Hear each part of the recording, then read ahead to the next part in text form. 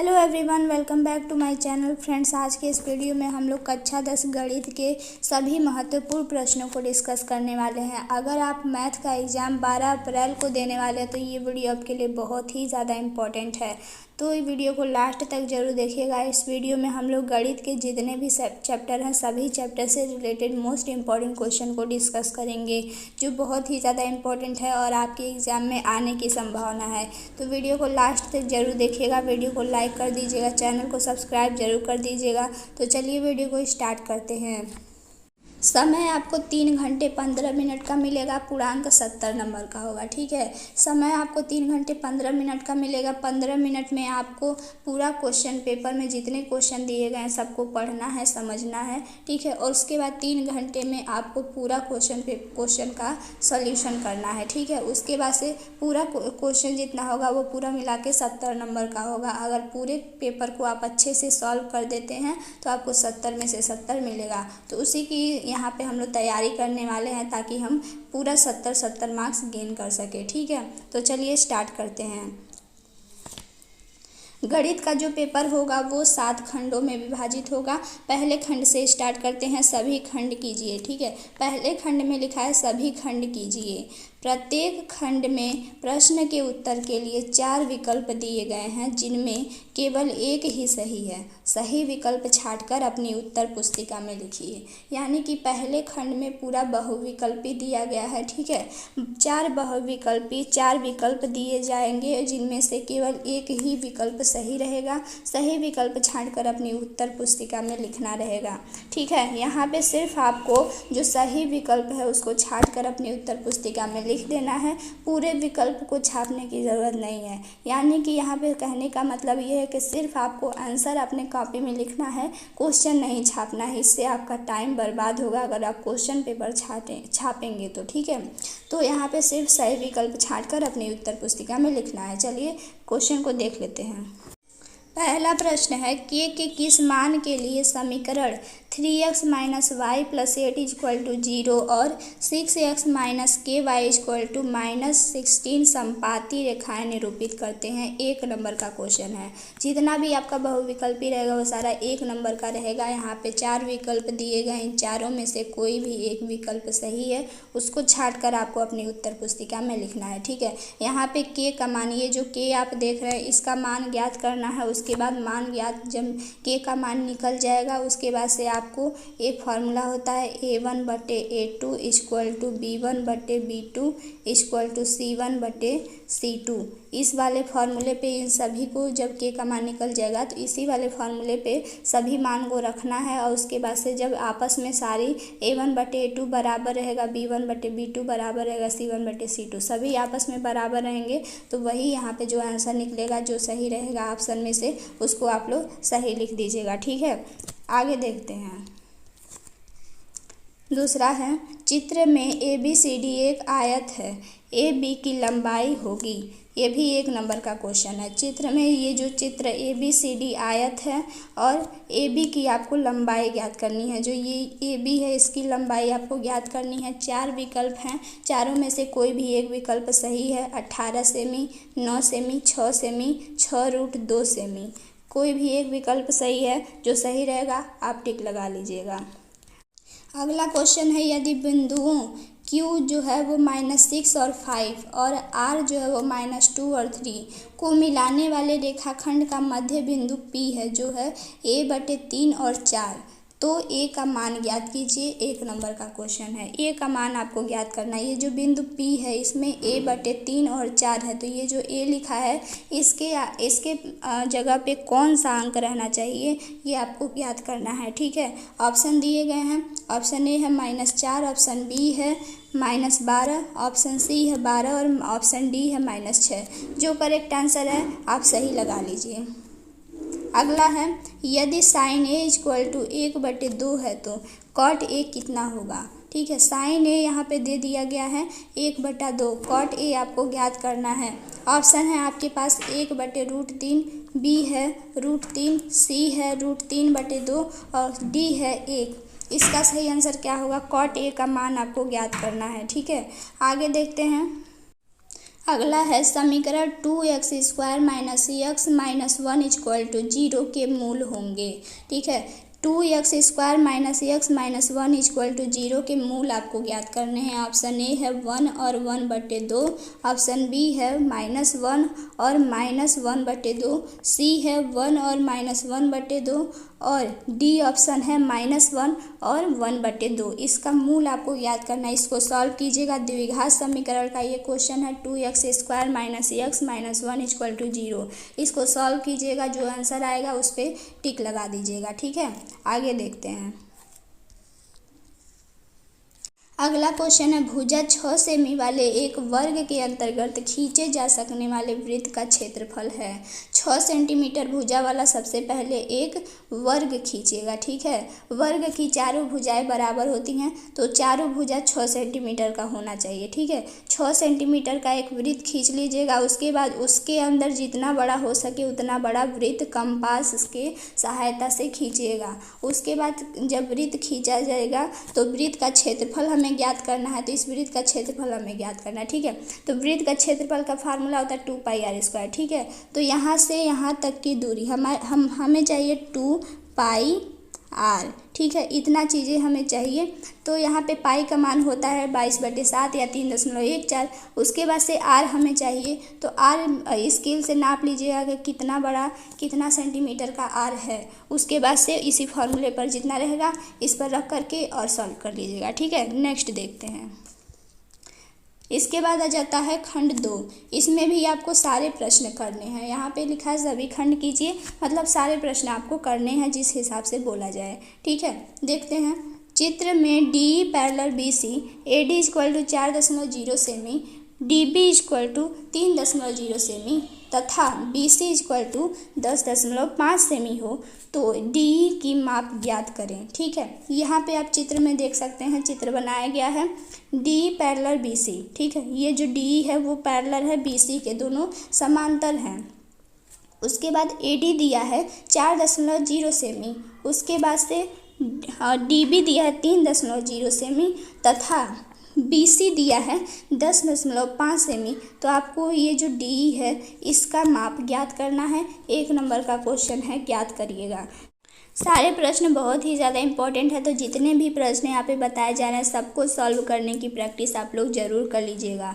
ठीक है, हर एक टाइप के क्वेश्चन यहाँ पे हर एक चैप्टर से बताए जा रहे हैं, तो आप सबको अच्छे से प्रैक्टिस कर लीजिएगा कि कैसे इसको सॉल्व किया जाए। ठीक है, हर एक टाइप के, अगर मान लीजिए यहाँ पे किसी टाइप का क्वेश्चन बताया जा रहा है तो उस टाइप के जितने भी क्वेश्चन हैं आपके बुक में तो उसको आप लोग अच्छे से तैयार कर लीजिएगा, प्रैक्टिस कर लीजिएगा। ठीक है, आगे देखते हैं। दूसरा क्वेश्चन है 0.32 को सरलतम भिन्न रूप में व्यक्त कीजिए।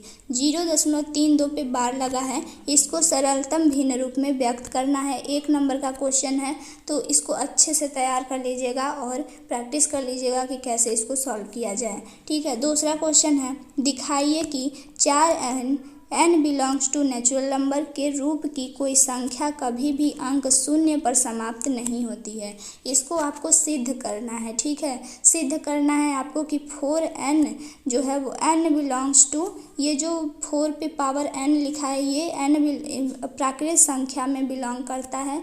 रूप की कोई संख्या कभी भी अंक 0 पर समाप्त नहीं होती है। 1 नंबर का क्वेश्चन है। ठीक है, बहुत ही ज़्यादा इंपॉर्टेंट है, सिद्ध करने के लिए आपको एग्जाम में आता है, तो इसको आप लोग प्रैक्टिस कर लीजिएगा। ठीक है, नेक्स्ट क्वेश्चन है 3.0 सेमी त्रिज्या वाले वृत्त के किसी बिंदु P पर स्पर्श रेखा खींचिए। ठीक है, 3.0 सेंटीमीटर का एक वृत्त खींचना है। ठीक है, 3.0 सेंटीमीटर त्रिज्या का एक वृत्त खींचना है जिसका P बिंदु पर स्पर्श रेखा भी खींचना है। 1 नंबर का क्वेश्चन है। ठीक है, ये भी आता है वृत्त वाले चैप्टर से, ये पूछा गया है और वृत्त वाले चैप्टर से 4 नंबर का और 1 नंबर का क्वेश्चन जरूर पूछा जाएगा। तो इसको आप लोग अच्छे से तैयार कर लीजिएगा। अभी आगे भी बताया जाएगा 4 नंबर में इसी टाइप का क्वेश्चन, तो देखते रहिएगा लास्ट तक। आगे है तीसरा खंड आ गया अब। ठीक है, तीसरा खंड आ गया, सभी खंड करना है तीसरे में भी। ठीक, पहला है, एक बेलनाकार बर्तन में पानी भरा है, उसके वृत्तीय आधार की त्रिज्या 3.5 सेमी है। उस एक घनाकार पत्थर के टुकड़े की ऊंचाई ज्ञात करें जिसके आधार का क्षेत्रफल 14 वर्ग सेमी है, जिसे बेलनाकार बर्तन के पानी में डालने पर बर्तन में पानी की सतह 3 सेमी उठ जाती है। 2 नंबर का क्वेश्चन है, ध्यान से समझ लीजिए, आप लोग सॉल्व कर लीजिएगा। ठीक है, कोई एक बेलन के आकार का बर्तन है जिसमें पानी भरा गया है। ठीक है, उसके वृत्तीय आधार की त्रिज्या, ठीक है, ये जो नीचे वाला आधार मतलब नीचे वाला सतह, ठीक है, तो नीचे वाला जो ये अर्धगोला जिसे कहते हैं, उसकी जो यहाँ से यहाँ तक की त्रिज्या है वो 3.5 सेमी है।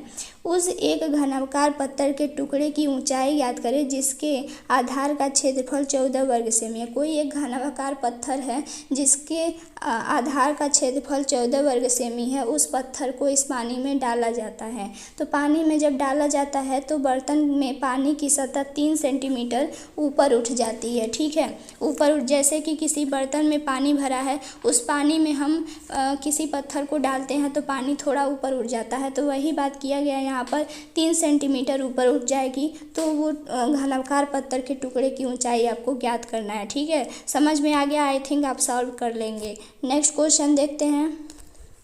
दूसरा है, सिद्ध कीजिए कि बेलन के आयतन का दुगुना उसके वक्र पृष्ठ और आधार की त्रिज्या के गुणनफल के बराबर होता है। 2 नंबर का क्वेश्चन है, ध्यान से देखिएगा। सिद्ध करना है आपको बेलन के आयतन का दुगुना, जो बेलन का आयतन होता है उसका दुगुना उसके वक्र पृष्ठ और आधार की त्रिज्या को अगर गुणा कर दिया जाए तो जितना आएगा वो उसके बराबर होता है। ठीक है, ध्यान से इसको सॉल्व कर लीजिएगा और प्रैक्टिस कर लीजिएगा इसको। ठीक है, अच्छे से प्रैक्टिस कर लीजिएगा। नेक्स्ट है, दिखाइए कि n+1 और n+2 में से केवल से एक से विभाज्य है जहाँ n एक धनात्मक पूर्णांक है। ठीक है, ये जो n है ये एक धनात्मक पूर्णांक है, ये भी आपको सिद्ध करना है। ठीक है, या तो बोले सिद्ध कीजिए या तो बोले दिखाइए, दोनों का मतलब एक ही होता है। ठीक है, तो इसको भी आपको सिद्ध करना है, इसको भी आपको सिद्ध करना है, दोनों को सिद्ध करना। अच्छे से प्रैक्टिस कर लीजिएगा कि कैसे इसको सिद्ध किया जाए।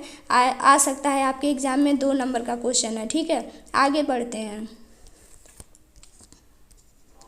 अगला है, अनुपातों A1/A2, B1/B2 और C1/C2 की तुलना कर ज्ञात कीजिए कि निम्न समीकरण युग्म द्वारा निरूपित रेखाएं एक बिंदु पर प्रतिच्छेद करती हैं, समांतर अथवा संपाती हैं।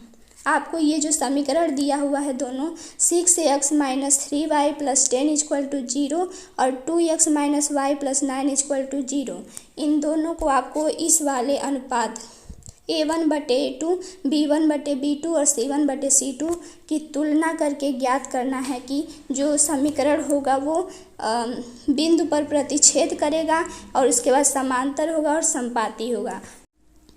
इसके बाद आता है खंड 4। खंड 4 में भी आपको सभी खंड करना है। खंड 4 में जितने भी प्रश्न दिए गए हैं सभी प्रश्नों को आपको हल करना है। ठीक है, सारे प्रश्न 2-2 मार्क्स के होंगे। पहला है, सूत्र का प्रयोग करते हुए समीकरण 6x² - 7x - 5 = 0 को हल कीजिए। ठीक है, सूत्र का प्रयोग करते हुए द्विघात समीकरण का ये क्वेश्चन है, द्विघात समीकरण वाले चैप्टर से पूछा गया है ये। तो सूत्र का प्रयोग करते हुए समीकरण 6x² - 7x - 5 = 0 को हल करना है। 2 नंबर का क्वेश्चन है, प्रैक्टिस कर लीजिएगा और इस टाइप के जितने क्वेश्चन रहेंगे सभी को सॉल्व कर लीजिएगा और इसको सॉल्व करने की प्रैक्टिस कर लीजिएगा। इस टाइप का क्वेश्चन 100% आएगा। ठीक है, आगे देखते हैं। x और y में संबंध ज्ञात कीजिए ताकि बिंदु x और y बिंदुओं 7, 1 और 3 और 5 से समदूरस्थ हों। ये भी बहुत ही ज़्यादा इम्पोर्टेंट है, 2 नंबर का क्वेश्चन है, बिल्कुल मत छोड़िएगा, हर एक प्रश्न को ज़रूर तैयार करिएगा। ठीक है, इस टाइप का क्वेश्चन भी आता है। ठीक है, तो x और y में संबंध ज्ञात करना है ताकि बिंदु जो x और y है बिंदुओं 7 और 1 और 3 और 5 से समदूरस्थ हों। ठीक है, इस टाइप का क्वेश्चन जरूर आएगा, तो इसको आप लोग अच्छे से प्रैक्टिस कर लीजिएगा। अगला क्वेश्चन है, किसी त्रिभुज ABC की भुजा जो है वो BC पर एक बिंदु D इस प्रकार स्थित है कि जो एंगल ADC है वो बराबर है एंगल BAC के। तो दर्शाइए कि, यानी कि आपको सिद्ध करना है कि CA² बराबर है CB × CD के। 2 नंबर का क्वेश्चन है, ध्यान से प्रैक्टिस कर लीजिएगा। अगला है के मान ज्ञात कीजिए जिनके लिए समीकरण निकाय kx + 2y = 5 और 3x + y = 1 का पहला है अद्वितीय हल हो और दूसरा है कोई हल नहीं है। सबसे पहले ये जो kx + 2y = 5 है, इसमें k जो लिखा है इसका मान ज्ञात कीजिएगा। उसके बाद से जब k का मान निकल जाएगा तो उसके बाद से आपको ज्ञात करना है अद्वितीय हल हो और कोई हल नहीं है। 2 नंबर का क्वेश्चन है। इसके बाद आता है खंड 5। खंड 5 में भी आपको सभी खंड करना है, यानी कि खंड 5 में जितने भी प्रश्न दिए गए हैं सभी प्रश्नों को सॉल्व करना है और सभी प्रत्येक प्रश्न 4 नंबर के होंगे। पहला प्रश्न है त्रिभुज ACB लीजिए जिसका कोण C समकोण है, जिसमें AB 29 इकाई, BC 21 इकाई और एंगल ABC थीटा है, तो निम्नलिखित के मान ज्ञात करें। पहला मान ज्ञात करना है cos square theta plus sine square theta का और दूसरा cos square theta minus sine square theta का। ठीक है, यहाँ पे समकोण त्रिभुज बनाया गया है जिसमें आप देख सकते हैं कि जो AB है वो 29 इकाई है, BC है 21 इकाई और जो ABC है ये थीटा एंगल है। ठीक है, त्रिकोणमिति से सबसे इम्पोर्टेंट क्वेश्चन है ये, तो इसको आप लोग ज़रूर तैयार कर लीजिएगा। कैसे सॉल्व किया जाए इसको वो प्रैक्टिस कर लीजिएगा। ठीक है, आगे बढ़ते हैं। दूसरा क्वेश्चन है 5 सेमी त्रिज्या के एक वृत्त पर ऐसी 2 स्पर्श रेखाएं खींचिए जो परस्पर 60 अंश के कोण पर झुकी हों। 4 नंबर का क्वेश्चन है, बहुत ही ज़्यादा इंपॉर्टेंट है, वृत्त वाले चैप्टर से पूछा गया है। ठीक है, 5 सेंटीमीटर त्रिज्या के एक वृत्त पर ऐसी 2 स्पर्श रेखाएं खींचिए जो परस्पर 60 अंश के कोण पर झुकी हों। सॉल्व करने की प्रैक्टिस जरूर कर लीजिएगा। अगला है 10 सेंटीमीटर की त्रिज्या वाले वृत्त की जीवा AB वृत्त के केंद्र पर समकोण बनाती है। दीर्घ वृत्तखंड और लघु वृत्तखंड आगे देखते हैं के क्षेत्रफल ज्ञात कीजिए। पाई के जगह पे आपको 3.14 लेना है। 4 नंबर का क्वेश्चन है, सॉल्व जरूर कर लीजिएगा। अगला है विद्यार्थियों के एक समूह द्वारा एक मोहल्ले के 20 परिवारों पर किए गए सर्वेक्षण के परिणाम स्वरूप विभिन्न परिवारों के सदस्यों की संख्या से संबंधित निम्नलिखित आंकड़े प्राप्त हुए।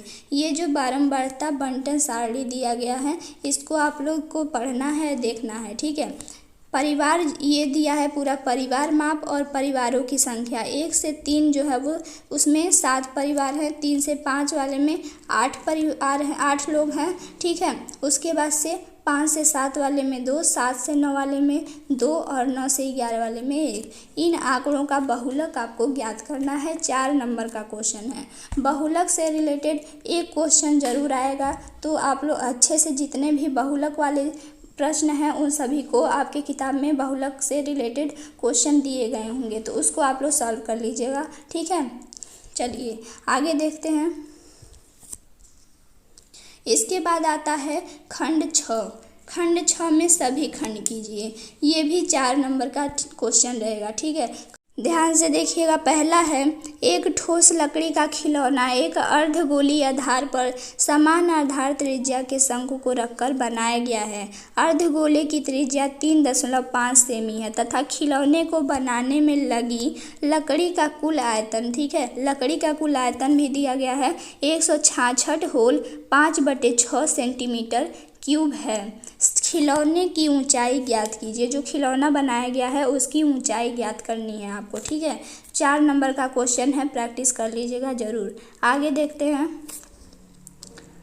अगला क्वेश्चन है यदि निम्नलिखित बारंबारता बंटन का माध्य 1.46 है तो F1 और F2 के मान ज्ञात कीजिए। ये जो आप बारंबारता बंटन सारणी देख रहे हैं इसका माध्य दिया गया है 1.46, तो आपको F1 और F2 के मान ज्ञात करने हैं। यहाँ पे बारंबारताओं का कुल योगफल 200 दिया गया है। अगला है दिखाइए कि समीकरण निकाय का एक अद्वितीय हल तथा हल ज्ञात कीजिए। ये जो पहला समीकरण और दूसरा समीकरण इन दोनों को हल करना है और अद्वितीय हल ज्ञात करना है। ठीक है, 2x + 3y = 7, 6x + 5y = 11। 4 number का क्वेश्चन है, ध्यान से इसको प्रैक्टिस कर लीजिएगा कैसे इसको सॉल्व किया जाए। ठीक है, अगला है निम्न समीकरण के मूल ज्ञात कीजिए।